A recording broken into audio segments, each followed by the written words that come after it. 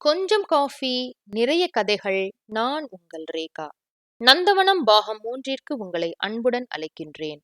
ராஜம் தன் கணவரிடம், கந்தன் சாரோட மனைவி இறந்து சிறிது காலம்தான் ஆகிறது. ஒருவேளை அவங்கதான் நம்மள காப்பாத்துறாங்களோ என்று கணவர் காதில் கிசுகிசுத்தாள். ஏய், லூசு மாதிரி பேசாத. கந்தன் சார் காதுல விழுந்துட போகுது. அவரே பாவம் தனியா இருக்காரு. என்னத்தையாவது சொல்லி பயமுறுத்தாத என்று சொல்லி கடிந்தார். ராஜா முகத்தை திருப்பிக் கொண்டாள். ஆனால் எல்லோர் மனதிலும் ஒரு எண்ணம் இல்லாமல் இல்லை.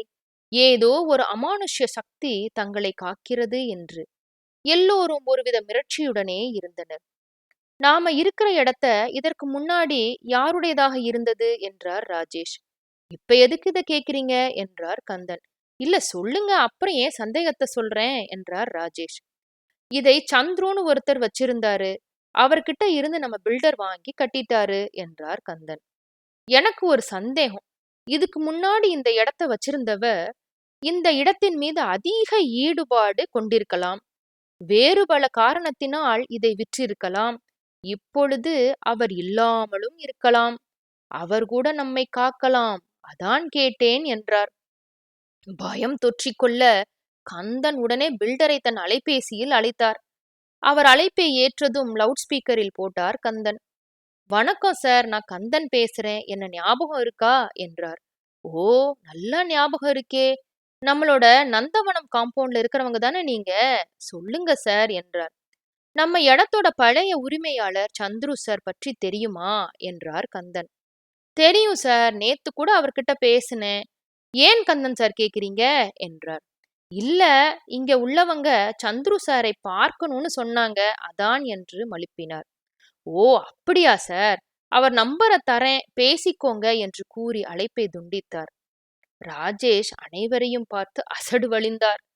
ராஜேஷ், உங்களுக்கு நல்ல கற்பனை வளம் இருக்கு, நீங்க ஒரு புத்தகமே எழுதலாம் என்றார் தாத்தா. எல்லோரும் சிரித்து விட்டனர். அனைவரும் சிரித்தாலும் உள்ளுக்குள் ஒரு பயம் இருக்கத்தான் செய்தது. ஏங்க, சுமதிக்கு வயசாகுது, சீக்கிரம் கல்யாணம் பண்ணணும் என்றாள் நித்யா. சரி, முதல்ல சுமதி கிட்ட இத பத்தி பேசலாம். அவ என்ன நினைக்கிறான்னு தெரிஞ்சுக்கிட்டு முடிவு பண்ணலாம் என்றார் ராஜேஷ். மறுநாள் சுமதியிடம் நித்யாவும் ராஜேஷும் திருமணத்தை பற்றி பேசினர். அவளும் சம்மதித்தாள். சுமதிக்காக நந்தவனத்தில் இருந்த அனைவரும் வரன் தேட ஆரம்பித்தனர். பலவித முயற்சிகளுக்கு பிறகு ஒரு வரன் அமைந்தது. மாப்பிள்ளையின் பெயர் ரகு. தாய் தந்தையருக்கு ஒரே மகன். நல்ல வேலை, அமெரிக்காவில் பணிபுரிகிறான். 1 மாத விடுப்பில் வந்துள்ளான்.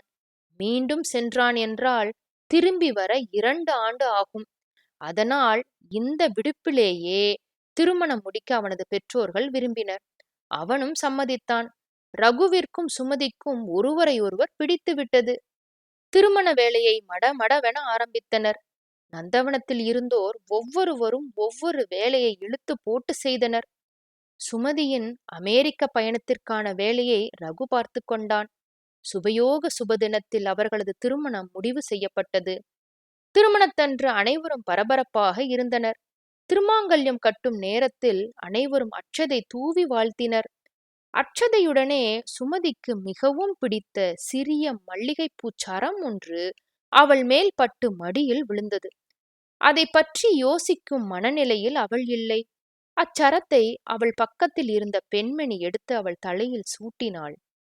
திருமணம் வெகு விமர்சையாக முடிந்தது. நந்தவனத்தில் குடியிருந்த அனைவரும் மணமக்களை வாழ்த்தினர். அனைவரும் சேர்ந்து புகைப்படம் எடுத்துக்கொண்டனர்.